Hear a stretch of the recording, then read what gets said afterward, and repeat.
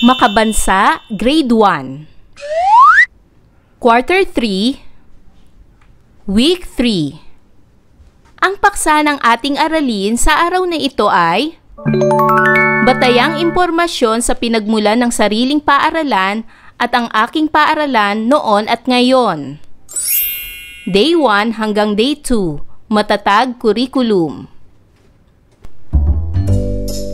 Hello kids, it's me, Teacher Frel. Don't forget to subscribe, like, and share, and hit the notification bell for the latest video.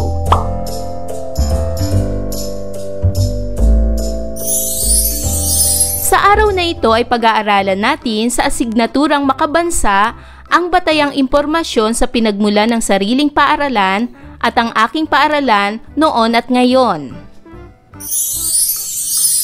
Day 1 Mga layunin. Una, nasasagot ang mga tanong mula sa maikling kwento ng sariling paaralan. At pangalawa, natutukoy ang mga batayang impormasyon sa pinagmulan ng sariling paaralan. Para sa nilalaman o paksa ng ating aralin, ito ay batayang impormasyon sa pinagmulan ng sariling paaralan.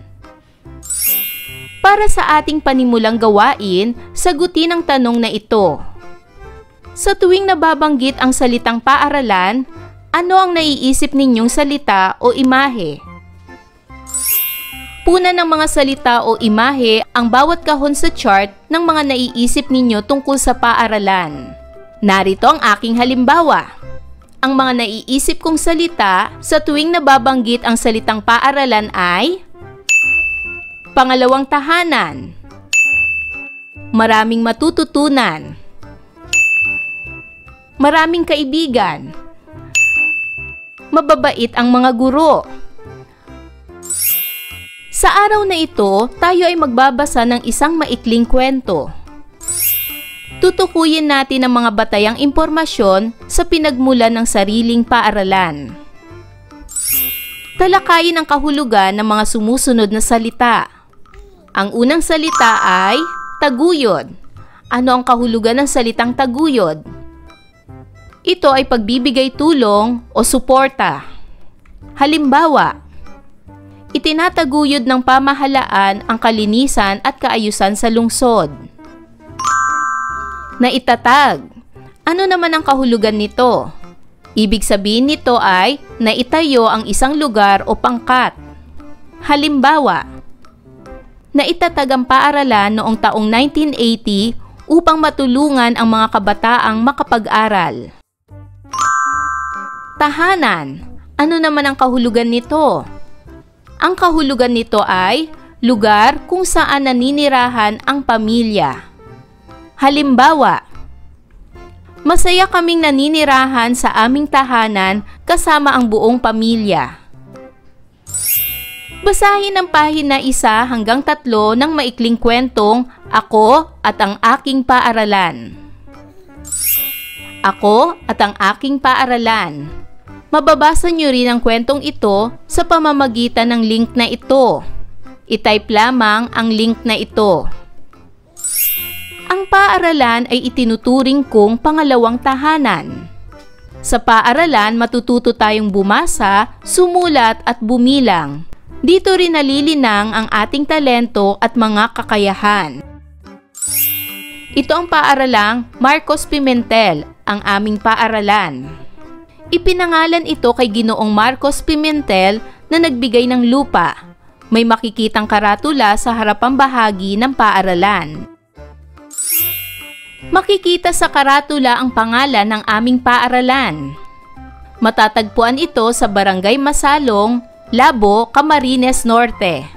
Itinatag ito noong Hunyo 1946. Ngayon naman ay sagutin ang mga sumusunod na tanong batay sa kwentong ating binasa. Para sa unang katanungan, tungkol saan ang ating binasa? Tama! Ang ating binasa ay tungkol sa paaralan. Pangalawang tanong, Ano ang turing ng bata sa paaralan? Bakit kaya niya ito nasabi? Narito ang posibleng sagot.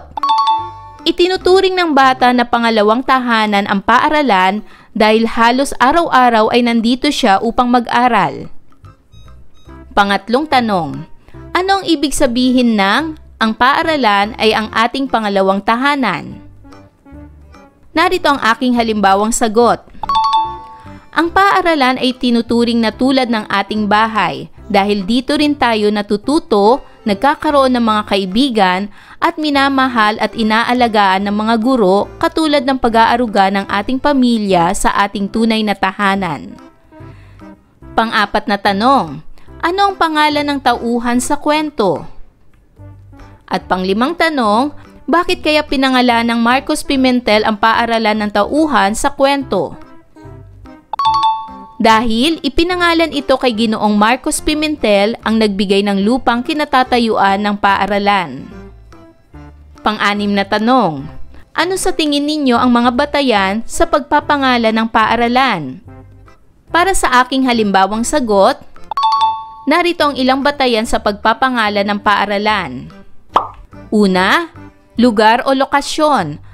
Madalas ipinapangalan ang paaralan batay sa barangay, bayan o lungsod kung saan ito matatagpuan. Sumunod ay ang bayani o kilalang tao. Maaaring ipangalan sa isang bayani o taong nagkaroon ng malaking ambag sa bayan o edukasyon. Maaring katangian o adhikain ng paaralan. Ipinapangalan minsan batay sa mga pagpapahalaga o layunin ng paaralan. At taon ng pagkakatatag o kasaysayan. Minsan, ang pangalan ay may kaugnayan sa taon o pangyayari sa kasaysayan ng lugar. Ang bawat paaralan ay mayroong mga pagbabagong pinagdaanan. Katulad ng pagpapagawa o pagpapaayos ng mga gusali at silid-aralan. Nadadagdagan o naaayos ang mga silid, pasilidad at mga kagamitan nito. Gaya rin ang pagpapaganda ng paligid ng paaralan, pagtatanim ng halaman, paglilinis, pagpapasemento ng labas ng silid-aralan at pagpapanatili ng kalinisan nito. Bawat paaralan ay may sariling kasaysayan o kwento at ito ay nabubuo sa pamamagitan ng mga mahalagang pangyayari tulad ng una, ang pagkakatatag ng paaralan. Pangalawa, ang pagpapagawa ng mga gusali o silid-aralan. Pangatlo, ang mga programa o proyekto na isinagawa. Pang-apat, ang mga tagumpay ng mga guro at mag-aaral. At panglima, ang mga pagbabagong naganap sa paglipas ng panahon. Alam ba ninyo ang kwento ng sarili ninyong paaralan? Sagutin ang mga gabay na tanong. Ano ang pangalan ng inyong paaralan? Kanino o saan ipinangalan ang iyong paaralan? Ano ang eksaktong lokasyon ng inyong paaralan? Kailan na itatag ang inyong paaralan? Ano ang nasa lugar ng inyong paaralan bago ito maging kasalukuyang estruktura? Bakit mahalaga na malaman ang pinagmula ng iyong paaralan? Mahalagang malaman ang pinagmula ng ating paaralan upang malaman natin ang kasaysayan at mga naging pagbabago nito. Makilala natin ang mga taong nagtatag at nagpatuloy sa paaralan at matututo tayong pahalagahan at ingatan ito. Ano ang mga batayang impormasyon na natalakay tungkol sa iyong sariling paaralan? Narito ang ilang halimbawa ng batayang impormasyon na karaniwang natalakay tungkol sa sariling paaralan. Una, ang pangalan ng paaralan. Ano ang opisyal na pangalan nito? Pangalawa, ang lokasyon. Saan matatagpuan ang paaralan? Kung anong barangay, anong bayan o lungsod. Pangatlo, taon ng pagkakatatag. Kailan itinatag ang paaralan? Pang-apat, mga nagtatag o nagtaguyod. Sino ang mga nagtatag o nagpatuloy sa paaralan? Panglima, uri ng paaralan. Halimbawa, ito ba ay pampubliko o pribado? Pang-anim, mga guro at mag-aaral. Ilan ang bilang ng mga guro at mag-aaral? At pang-pito, mga mahalagang pangyayari o pagbabago tulad ng bagong silid-aralan, proyekto o programa. Day 2. Mga layunin. Una, na ilalarawan ang itsura ng paaralan noon at ngayon. Pangalawa, na iguguhit ang itsura ng sariling paaralan noon at ngayon. At pangatlo, na ibabahagi ang naiguhit tungkol sa pagkakaiba ng itsura ng paaralan noon at ngayon. Para sa nilalaman o paksa ng ating aralin, ito ay ang aking paaralan noon at ngayon. Sa araw na ito, ilalarawan natin ang itsura ng paaralan noon at ngayon. Iguguhit natin ang itsura ng ating sariling paaralan noon at ngayon at ibabahagi natin ito sa ating mga kaklase. Talakayin ang kahulugan ng mga sumusunod na salita. Ano ang kahulugan ng salitang noon? Ito ay bagay na naunang nangyari o natapos ng mangyari. Ano naman ang kahulugan ng salitang ngayon? Ito ay kasalukuyang nangyayari. Talakayin natin ang kahalagahan ng kasaysayan o kwento ng sariling paaralan. Mahalagang malaman ang kasaysayan o kwento ng sariling paaralan. Una, upang maunawaan natin ang pinagmulan ng paaralan, malalaman natin kung paano ito nagsimula at sino ang nagtatag. Pangalawa, upang mapahalagahan natin ang paaralan, natututo tayong ingatan at respetuhin ang paaralan dahil sa mga pinaghirapan nitong nakaraan.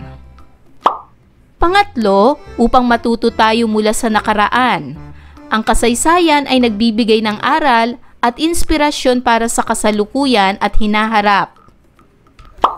Pang-apat, upang maipagmalaki natin ang paaralan. Ang kaalaman tungkol sa kwento ng paaralan ay nagdudulot ng pagmamalaki sa ating komunidad at sa mga nakamit ng paaralan. Mahalagang malaman ninyo ang mga pagbabago sa inyong paaralan. Makilala ninyo ang mga unang nagtaguyod ng inyong paaralan. Maintindihan ninyo rin na ang komunidad ay nagtutulong-tulong upang sumuporta sa edukasyon ng mga mag-aaral.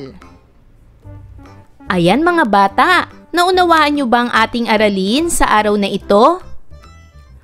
Kung ganon, magaling!